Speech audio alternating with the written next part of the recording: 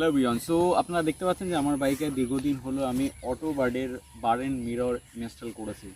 তো আজকের ভিডিওতে বেসিক্যালি এই অটো বার মিরর যেটা আছে এটা ইনস্টল করার যে ইউজেবিলিটি আছে সেটা নিয়ে কথা বলবো। দেখুন, এই মিররটা এই বাইকের সঙ্গে দেখতে বেটার লাগে, সেই জন্যই কিন্তু এই মিররটা লাগানো হয়েছে বা ইনস্টল করা হয়েছে। আর যে স্টক মিরর যেটা আছে সেটা অনেকটা এখান থেকে উঠে এখানে আসে, দেখতে অতটা ভালো লাগে না। বাট এই মিররটা লাগানোর পর যে মেইন প্রবলেম হচ্ছে সেটা হচ্ছে এই মিররটা ফ্রিকুয়েন্টলি আপনার লুজ হয়ে যায়।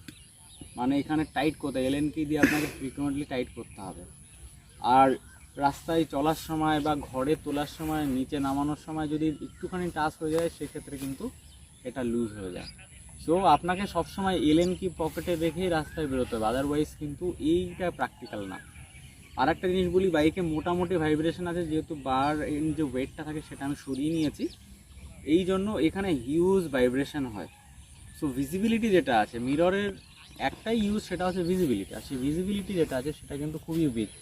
এই স্পেশালি এই টাইপের বার অ্যান্ড মিররে কিন্তু ভিজিবিলিটি অতটা বেটার নয়। তো এর প্র্যাকটিক্যালিটি যদি দেখতে হয় তাহলে কিন্তু আমি বলবো যে অতটা ভালো নয়। হ্যাঁ, ওভারঅল লুক যেটা আছে সেটা অনেকটা ইনহ্যান্স হয়েছে আগে থেকে, এই জন্যই আমি একমাত্র এই মিররটাকে রেখে দিয়েছি, আদারওয়াইজ কিন্তু এর প্র্যাকটিক্যালিটি জিরো। সো এটাই হচ্ছে আমার লং টার্ম একটা এক্সপিরিয়েন্স এই মিররের সঙ্গে। আপনারা যারা এই মিরর ইনস্টল করবেন তাদের উদ্দেশ্যে বলবো এটাই, যে প্র্যাকটিক্যালিটির কথা মাথায় রাখলে পরে মিররটা কিন্তু কোনো রকম কাজে আসবে না। আর জাস্ট ফ্যান্সি আপডেট বা বাইকটাকে একটু বেটার দেখানোর জন্য যদি আপনি আপডেট করতে চান তাহলে অবশ্যই আপনারা এই মিরর আপডেট করতে পারেন। এটা হচ্ছে অটোবার্ডের আছে, ফ্লিপকার্ট, অ্যামাজন অ্যাভেলেবেল নেই, এটা আপনার ডাইরেক্ট অনলাইনে কোনো একটা ওয়েবসাইট থেকে কিনতে হবে।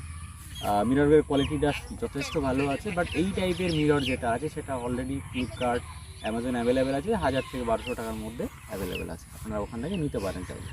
Thank you.